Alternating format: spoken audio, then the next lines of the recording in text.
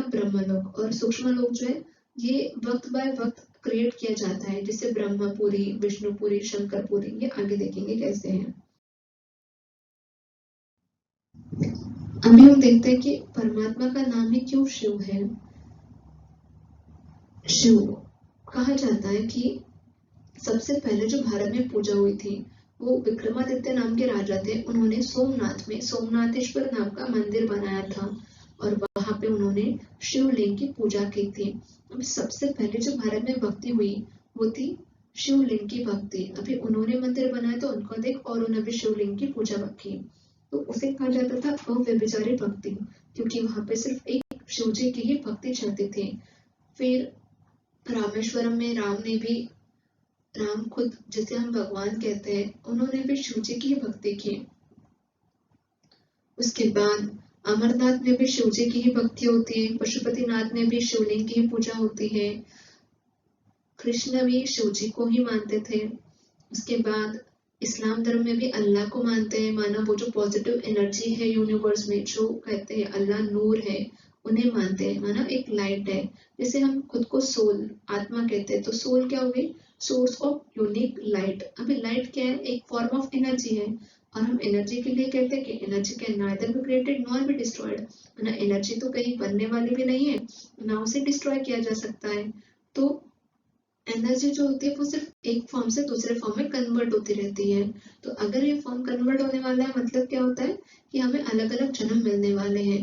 तो उसी तरह से जैसे हम लाइट है, उसी तरह से वो जो सुप्रीम फादर है, जो कि सुप्रीम सोल है, जिसे परमात्मा कहते हैं, वो भी एक लाइट ही है। तो वो लाइट होने की वजह से वो भी एक एनर्जी हो गई, लेकिन वो जो एनर्जी है वो 100% पावरफुल एनर्जी है। और फिर हम शिव शंकर जी को भी एक कर देते हैं।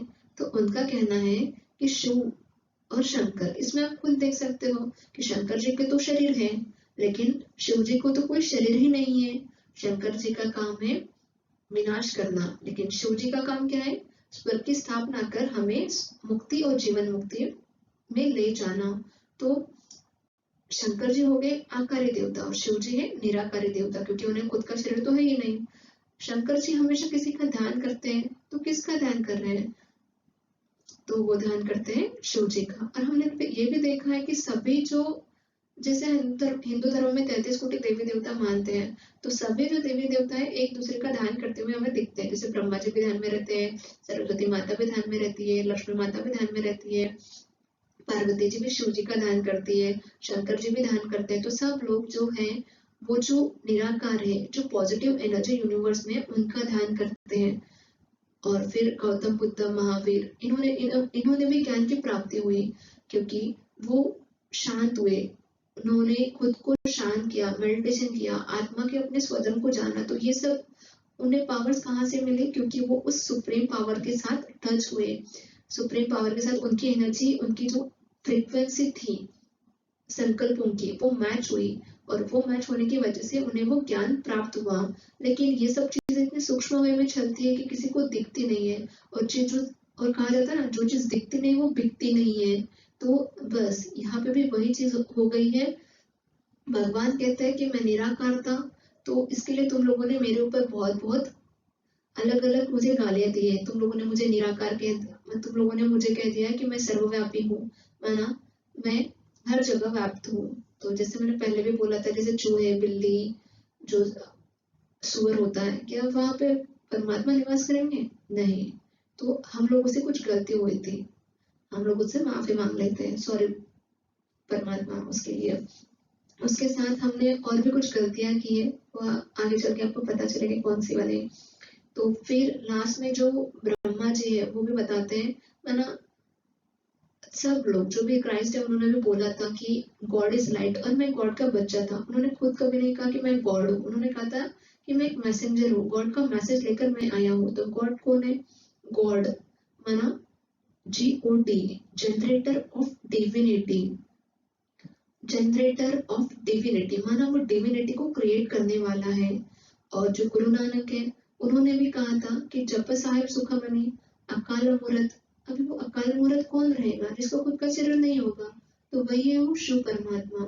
तो वो जो परमात्मा है वो अभी आए हुए हैं। जपसाम सुखमणि का मतलब क्या है? कि वो जो सुखों का वर्षा देने वाला है, आपके लिए स्वर्ग बनाने वाला है, उन्हें आप याद करो, क्योंकि वो जब टाइम आएगा तो वो बहुत कम टाइम के लिए आएगा। तो ये टाइम होता है सिर्फ 100 सालों का, जैसे हम लोगों ने फर्स्ट स्लाइड में देखा था कि सतयुग और कलयुग, उन दोनों के बीच का जो युग है ये इसे कहा जाता है संगम युग। तो ये चलता है सिर्फ 100 सालों के लिए, जो कि अभी चल रहा है। तो अभी आप समझिए, है ना, हमारा सिर्फ कहना इतना है कि भगवान का अवतरण अगर हो चुका है और हम लोगों ने बहुत भक्ति की है, तो हमें उस भक्ति का फल भी प्राप्त करना है।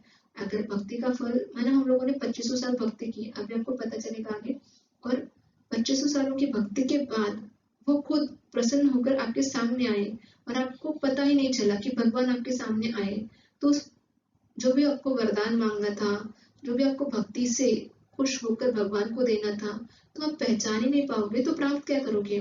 तो अभी है प्राप्ति का समय, इसके लिए आप उन्हें पहचानो, उनको जानो, उनको मानो। इसके लिए ये वीडियो बना रहे हैं। तो प्रजापिता ब्रह्मा जो है, उनके तन में खुद उनका अवतरण हुआ था और उन्होंने ये पूरी नॉलेज हमें सुनाई थी, ताकि हम उनको जान पाए। क्योंकि निराकार वैसे तो हम उनको, वो हमें टच कर ही रहे हैं 2500 सालों से, क्या हमने उनको जाना? क्या है वो, कैसे है? सिर्फ हमें एक लगता है कि हाँ, कुछ ना कुछ एक पॉजिटिव एनर्जी होती है जो हमें हमेशा बचाती है, हमें गलत चीज